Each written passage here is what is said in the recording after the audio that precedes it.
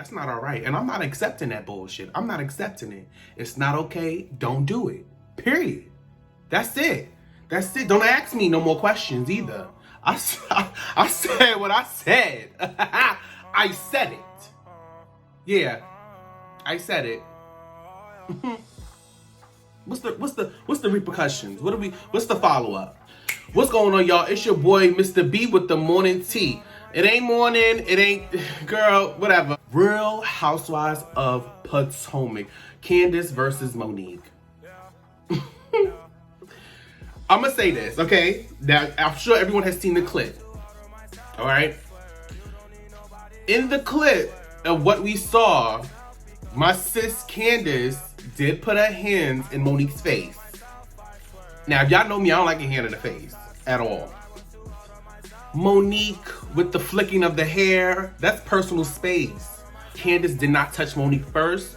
Monique touched Candice first. Then it was the grab of the hair, the pull across the table, the open hand popping of the head, the I'm not letting nothing go, and then of course my sis Candice, as she's being attacked, she has to defend herself. She takes the wine glass and tosses it. It did break. I don't know if it broke on Monique's head and or face, but it did break, and my sis Monique got a little cute little caught in the mouth, you know, and it's unfortunate. It's unfortunate. Nothing leading up to that moment made it seem as if Candice was a bad guy, and I'm pointing out facts. So if you guys are watching the season, Monique is basically telling us that she is mad at Candice because Candice had gooped up with somebody when they weren't friends, and basically tried to bring this person around as they're trying to rekindle their friendship to kind of expose a secret that Monique has had. And the secret was, per Miss Giselle, that Monique was messing around with her trainer, allegedly. People have found out because of Charisse, who was an old housewife of Real Housewives of Potomac. We all know we don't like rumors being spread about ourselves. I'm number one. But we also don't understand as to why the frustration or anger is basically going towards or geared towards Candice. Not the biggest fan of Candice. Candice is very annoying. I'm so much more team Monique. But Monique made no sense as to why that attack happened on Candice. But if you've been keeping up with them on social media, you kind of know, like, oh yeah, you know, Monique definitely is mad at her because of this. But watching the show, you're like, what are you mad at her about? You mad at her because she took away your time while it was on your birthday weekend? Are you mad at her because she invited somebody around and you didn't want the person around? Like, you need to be more specific as to why you are mad at her. So maybe we need to watch more of the season. Of course, the next episode, they showed that the ladies get to speak to Monique. Candice decided not to want to speak to Monique, but she went to go speak to her therapist. And she's basically asked, does she feel like she played a part in this? Both ladies played a part. Both ladies are wrong. And I'm praying for both of them. That's all I have to say. But a lot of people also have been saying, like, oh, you know, Portia did the same thing. She'll be fine. Let me say this. Portia was more remorseful than Monique. Monique was not embarrassed for herself nor her family. And I think that's what turns me off about her. I've been in a few debacles and scuffles, but I ain't on national television, okay? Giselle actually makes a very accurate statement. Next episode, I'm spitting. The Potomac Housewives, Real Housewives of Potomac, has been able to hold themselves above the standard, okay? And unfortunately, they became a part of the statistic and crossed that line on with the other ones. Our Love and Hip Hop sisters, our Real Housewives of Atlanta girls, you know, it just shows that black people just fight hard. We love hard and we fight even harder. That's what it is. But yeah, I just gotta watch the season to find out what else is going on. Because I'm still like, nothing warranted Candice to really get her ass beat like that. Nene and Wendy Williams is going at it. Wendy Williams had announced that Nene Leakes was leaving the Real Housewives of Atlanta. Yes, we all knew. But she basically wanted to talk about it. But in the process of her talking about it, she's downplaying her friend. Nene, you know, she's doing it for attention. Nene was boring. Her family was boring. And that she does not believe that Nene is really done with the Housewives of Atlanta because she basically thinks that Nene needs that check. I.e., none of my friends would ever say that about me. Just saying. And so, Andy Cohen, he didn't say anything. He was like, yeah, you know, I think she did a great job. She's a pioneer of the show. That's all he said. Nene decided to hit the rewind button on that TiVo and watch that episode over. And she came and she read Wendy for filth. She told Wendy to go get her water pills. and mind her business. Yes, she fucking did. She said, get them water pills, go get them water pills, and leave me and mine the hell alone. That's what she said. That's what she said. And worried about draining those legs, those long legs and big feet. That's fucked up. Nah, that's fucked up. I wouldn't even say that to my worst enemy. But that was fucked up. That was crazy. That was crazy if you ask me. That's just fucked up. That's fucked up. That's fucked up. But allegedly, she's saying that Andy Cohen is racist. I do not believe that Andy Cohen is racist at all. I do find him annoying. I do think that he does not know how to handle his black talent when it comes to Bravo, but I do not think that he is racist. Not at all. No, I do not. At all, I don't think he's racist. Other housewife news, you know, Claudia has this show on Fox Soul called Something with Queens, and she's on there with her, Lisa Raye, my sis Selena Johnson. Selena Johnson's the one that sings, what song is she singing again? Was she an R&B diva? I think it's like, guess what? I know somebody who will show up. You wanna be a man? Guess what? You gotta be a man. She did that. Okay, that's her. Also, my good girlfriend Vivica Fox. Now, mind you, Vivica's starting to look like herself again. The nose is starting to fit on her. Yeah. So now, Lisa Raye's birthday was just celebrated, and DaBrat, Lisa Raye's sister, popped up and to celebrate her and to surprise her. Come to our surprise, Lisa Raye went Chicago on this bitch. Lisa Raye, just watch the clip. What? Hey, December, Raye, like stop, baby, no more. Raye, here now, and I don't give a fuck what y'all saying. I don't give a fuck what y'all saying at all. Y'all don't know shit at all. She do, you do, you do.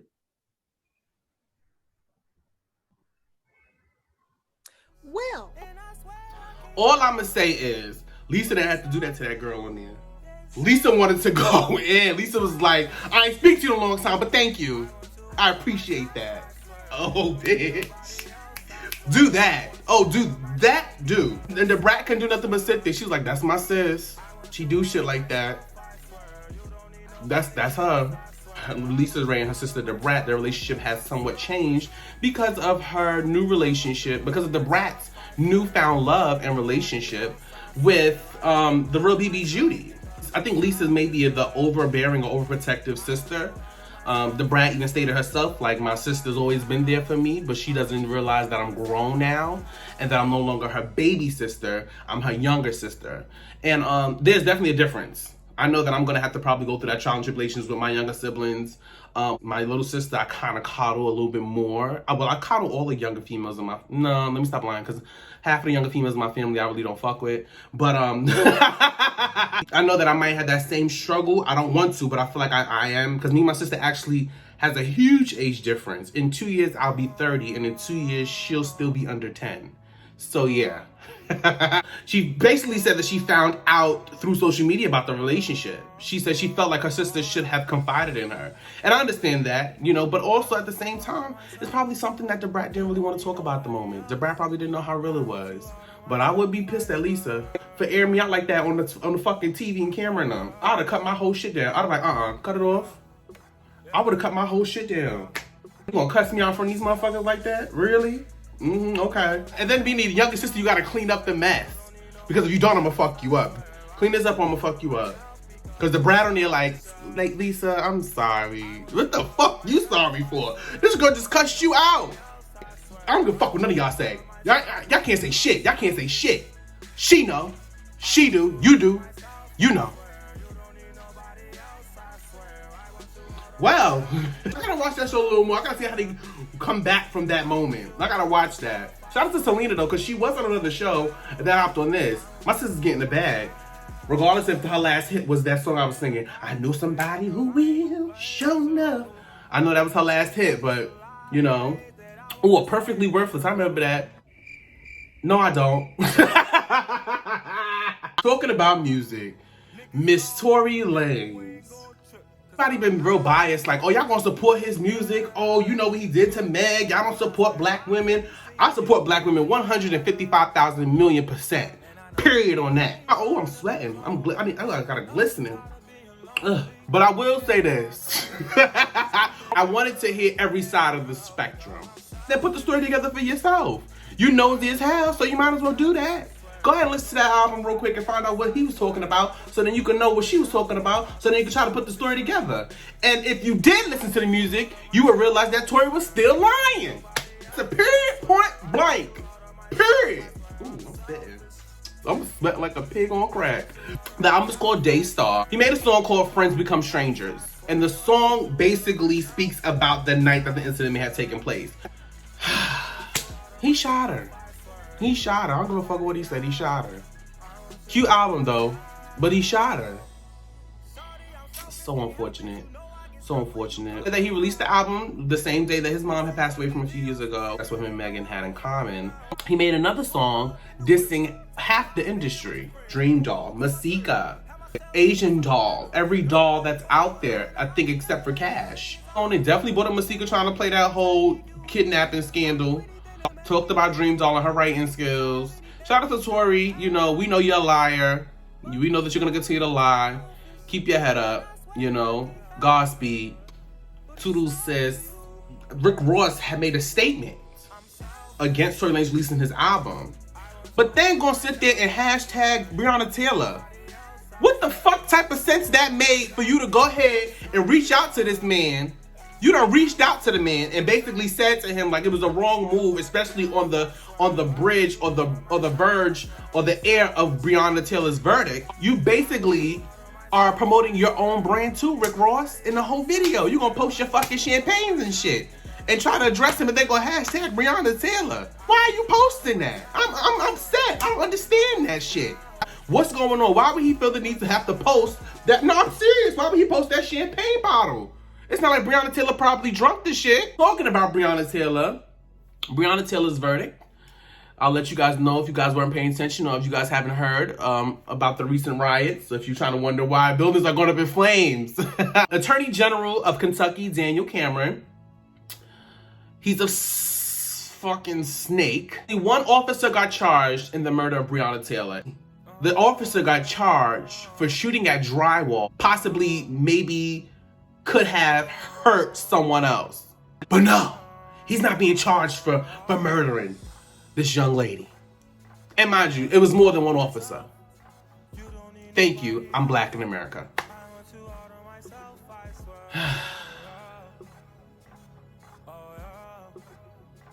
Breonna, I'm sorry.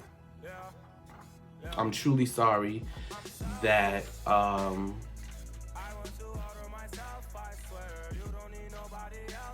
that the fighting, the looting, the protesting, the being loud and proud, story of your life and how you died wasn't enough. I don't like really talking about certain things like this because I don't like how I get emotional. I was telling my friends, like, one day I won't have to do this. One day I won't have to say, I deserve justice. One day I'm just gonna say thank you for the justice. And we get this verdict and the hope of the people kind of feels as this very much like, what is it for? I wanted to know if anybody felt how I felt. Like, what was it for? What is this for? Saying, what is this for when we lose? But I had to stop and remind myself that in battle, you win some and you lose some. And so what this tells me about Breonna Taylor's verdict is that the fight isn't over. So I have to keep that reminded in the back of my head that the fight isn't over. And that it doesn't happen overnight. It doesn't happen over 5 or 6 years. It don't happen over 50 years. It's a lifetime. It's a lifetime to inflict change. Martin Luther King showed us that. Malcolm X showed us that. Every civil rights leader just showed us that in their lifetime, they've created change. So in our lifetime, we have to create that change as well. And we have to continue to fight. No matter what the circumstances is, we have to continue to fight. We're not gonna always win. Our wins are not gonna look the way we want them to. And we have to continue to be on the front line and push forward until everything, and I mean everything, has been won and is equal for people of color, African Americans, black people here in America, in the United States. That's what I have to say about that. And I will always say Breonna Taylor's name. Breonna Taylor could have been my sibling. She could have been a friend of mine. I will preach and scream her name until justice has been won. That's that moment, okay? It's time for y'all to realize that black people do it better anyway, girl. Period. You want a fried piece of chicken? You don't go to no white girl house. You go to a black person house, okay? You want a slice of watermelon? You don't go to nobody's house that's from Anguilla. Oh wait, Anguilla people are black? All right, scratch that. Talking about black, Netflix have been giving us all types of black fever, honey, when it comes to African American actors and or actresses. And if you know what I'm talking about Girlfriends, I'm talking about Moesha, I'm talking about Sister, and coming up, The Parkers, okay? This, and I'm living for every moment of it. I'm sure that y'all living for it. Leave in the comments, email me. All right, mind you, my email is btvradio@gmail.com. Email me some of y'all opinions about Girlfriends and or any other show that's on that you guys have really been watching, that you're really getting the feel of. Let me know some things that you just realized and that you didn't realize before, because I think I was watching those shows as a young child, or in the game too. I was watching those shows as a young child, and as I got older, I kind of started realizing that certain things that was happening, that I was like, girl, they really doing this? Okay, let's talk about it, all right? And some things was a little skeptical. I'm gonna say that. I was like, oh, they might not want to say that. And talking about TV, black TV at that, let's go into Power, the new episode of Power. Power episode 4. I think is it 4 or 5? It's 4, okay. This is the big rich town. A lot of people have been talking about it like, oh, it's becoming an empire because of the gay scene. How was that becoming an empire because of the gay scene? Y'all forgetting that Power had a gay episode before? Or a few gay episodes. Y'all forget about that. And it also bothers me that people are even saying that who aren't gay. So you mean to tell me you're gonna continue to pay your cable bill to continue to watch this show, even if it's becoming the new empire? And you're gonna watch it early because you're gonna get the channels. You're gonna get the specials. Yeah. That's what you're gonna do. You're gonna do that. And let me be very fucking clear. All of y'all that talk shit about gay people don't want you. Is that why you upset? Cause anybody look your fucking way? Y'all homophobic people really kill me. Y'all killing me here. Y'all killing me. Girl, you be killing them. You be killing them, girl. Y'all killing me. Y'all killing me out here. You homophobic and mad about a television show? Really? Turn this shit off. You don't want to, I'm not, turn it off. Turn it off. And let me not pay so much negative energy to them, to the people who still looking for their GEDs and shit, okay? Because people kill me like, oh, television is so effective and it's going to damage the mind. It's going to persuade people to be like this and all of that, and kids are gonna da-da-da-da-da. Used to watch all them shows on ABC with Sesame Street with counting, and half you bitches don't even know how to add up money in your hand or the cents that's in your pocket. We done watched Elmo's World, about how to be a good friend, and half you bitches don't know what loyalty is. We're talking about a different world, and we're talking about the Cosby Show. Those shows was education. It told you how a man who was a doctor and a wife who was a lawyer, or I don't even know, I haven't watched the shit. I never watched it. And how kids went to college and was educated, and it was black study majors. And half of you motherfuckers didn't even graduate high school. So you want to talk about TV being influential? No, you take on what you want to take on. Because while you was watching the Cosby Show, you was flipping over the motherfucking VH1 and MTV trying to find out your MTV raps. Trying to be down. Or I would like to get to know if I could be. No, shut the fuck up. It's not influential, girl. Stop it. Stop. I used to watch The Land Before Time all the fucking time. I'm not a dinosaur. I may fight like I'm one, but I'm not a dinosaur. Shit, besides, my cousin told me I look like a camel. So I know I'm not a dinosaur. Half you bitches watched America's Next Top Model. Ain't none of y'all modeling. Oh, but TV's influential. Tommy and this nigga Ghost was showing y'all how to run a multi-million-dollar business. And half y'all niggas still in with your mama in the projects. Selling dime bags and getting a new pair of Jordans every fucking Friday. Miss me with that shit. Do me a favor, go vote. Go vote. Go do something that matter. Get your ass up. Use your mama address to register and go vote. Get your ass off of Facebook talking that bullshit and go vote. And fill out your census. Fill out your census. Fill that out. Okay? Do that. Because you need to. I don't know why, but you need to. We need a head count. We need a head count to know how much funding is going into these projects and these buildings around in our neighborhoods. And then after you go vote, go back to school. Once you go back to school and get you a full education, I'm talking about I want to call you Dr. Somebody before you get on Facebook, Instagram, Twitter, a Snapchat, a TikTok, and a flip-flop. You better motherfucking be able to tell me everything from when we got snatched off the boat as slaves up until when Trump decided that he wanted to jump off that building. It's happening. I'm a prophet. I heard it. I saw it. I'm not making nothing up. Power's coming to new empire. All this gay shit. Yeah, it's a lot of gay shit going on. And you know a lot about it, don't you? You shouldn't know my business. I don't even know about all the gay shit going on. And I'm gay. Make sure you share, like, and subscribe. And go vote.